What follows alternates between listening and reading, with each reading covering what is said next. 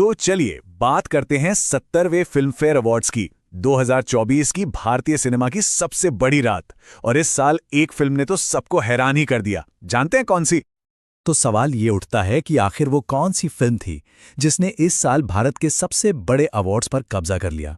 ऐसी कौन सी कहानी थी जो दर्शकों और क्रिटिक्स दोनों के दिलों में उतर गई। और जवाब है 13।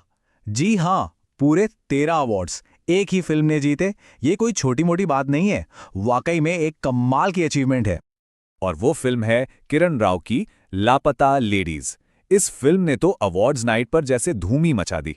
लगभग हर बड़ी कैटेगरी में अवार्ड अपने नाम कर लिया। तो आज हम क्या क्या देखने वाले हैं? सबसे पहले बात करेंगे कि ये अवार्ड नाइट इतनी बड़ी क्यों है।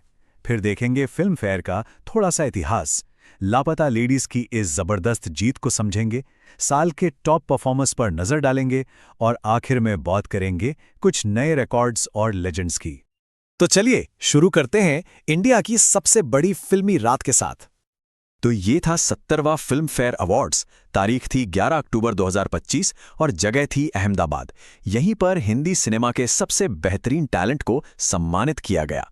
लेकिन सवाल ये है कि इन अवार्ड्स की इतनी अहमियत क्यों है? इसके लिए हमें थोड़ा सा फिल्म फेयर के इतिहास में झांकना होगा। देखिए, फिल्म फेयर अवार्ड्स भारत के सबसे पुराने और सबसे बड़े अवार्ड्स में से एक है। हर साल हिंदी सिनेमा की कला और तकनीक दोनों में जो बेस्ट होता है उसे यहां सम्मान मिलता है। इसकी शुरुआत हुई थी 1954 में और तब इसका नाम था द क्लेयर्स अवार्ड। आज जो ये मशहूर ब्लैक लेडी ट्रॉफी है ना, ये इंडियन सिनेमा में कामयाबी का सिंबल बन चुकी है और इसे हर साल द टाइम्स ग्रुप की फिल्म फेयर मैगजीन प्रेजेंट करती है। चलिए अब वापस आते हैं इस रात की सबसे बड़ी कहानी पर, लापता लेडीज की जबरदस्त जीत। आंकड़े तो खुद ही पूरी कहानी बयां कर रहे हैं। सोचिए, लापता लेडीज को 24 नॉमिनेशंस मिले थे और उसमें से 13 अवार्ड्स इसने अपने नाम किए। मतलब 50% से भी ज्यादा का सक्सेस रेट। ये कमाल है सच में। और ये कोई छोटे मोटे अवार्ड्स नहीं थे। बेस्ट फिल्म, बेस्ट डायरेक्टर से लेकर एक्टिंग, स्क्रीन प्ले और म्यूजिक तक लापता लेडीज ने लगभग हर बड़ी कैटेगरी में जीत हासिल करके दिखा दिया कि वो कितनी काबिल फिल्म है। फिल्मों की तो बात हो गई, अब जरा उन एक्टर्स पर भी नजर डालते हैं जिन्होंने अपने काम से इस साल को यादगार बना दिया है। देखते हैं कौन है वो। तो ये हैं रात के बिग 4 अवार्ड्स। बेस्ट फिल्म और बेस्ट डायरेक्टर, ये दोनों तो गए लापता लेडीज को। बेस्ट एक्टर का अवार्ड इस बार शेयर हुआ और बेस्ट एक्ट्रेस का खिताब मिला आलिया भट्ट को। बेस्ट एक्टर की कैटेगरी में इस साल मुकाबला इतना तगड़ा था कि जूरी को अवार्ड शेयर करना पड़ा। एक तरफ थे Abhishek Bachchan I want to talk के लिए और दूसरी तरफ कार्तिक आर्यन चंदू चैंपियन में अपने कमाल के परफॉर्मेंस के लिए। वहीं दूसरी तरफ बेस्ट एक्ट्रेस की कैटेगरी में कोई कंफ्यूजन नहीं था। क्लियर विनर थी आलिया भट्ट अपने फिल्म जिगरा में जबरदस्त एक्टिंग के लिए। लेकिन ये जीत आलिया के लिए बहुत स्पेशल थी। जानते हैं क्यों? क्योंकि ये उनका छठा, जी हां 6th बेस्ट एक्ट्रेस का फिल्म फेयर अवार्ड था और उसी के साथ वो एक बहुत ही खास क्लब में शामिल हो गई। इस छठी जीत के साथ आलिया भट्ट ने हिस्ट्री बना दी है।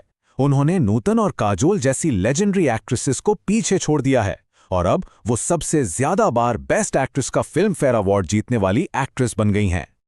आलिया के इस रिकॉर्ड के अलावा इस शाम को कुछ और लेजेंड्स और ऑल टाइम ग्रेट्स को भी याद किया गया। इस साल का prestigious life time achievement award 2 महान हस्तियों को दिया गया। एक अपने जमाने की आइकॉनिक एक्ट्रेस जीनत अमान और दूसरे महान डायरेक्टर श्याम बेनेगल, जिन्हें यह सम्मान मरणोपरांत दिया गया। अब इन जीतों को थोड़ा और बड़े पर्सपेक्टिव में देखते हैं। कुछ all time film fair records पर नजर डालते हैं। सबसे ज्यादा अवार्ड्स गुलजार साहब के नाम हैं, पूरे 22। सबसे ज्यादा best actor awards Dilip Kumar और शाहरुख खान के नाम है। दोनों ने 8-8 बार जीता है। और बेस्ट म्यूजिक डायरेक्टर का अवार्ड सबसे ज्यादा बार AR रहमान ने जीता है, 10 बार। तो आखिर में एक सवाल उठता है, लापता लेडीज जैसी फिल्म की ये जबरदस्त कामयाबी इंडियन सिनेमा के भविष्य के बारे में क्या इशारा करती है? क्या ये इस बात का संकेत है कि अब ऑडियंस स्टार पावर से ज्यादा अच्छी कहानी और दमदार परफॉर्मेंस को तवज्जो दे रही है? खैर, ये एक ऐसा सवाल है जिसका जवाब आने वाला वक्त ही देगा और शायद यही सवाल इंडस्ट्री का भविष्य तय करेगा।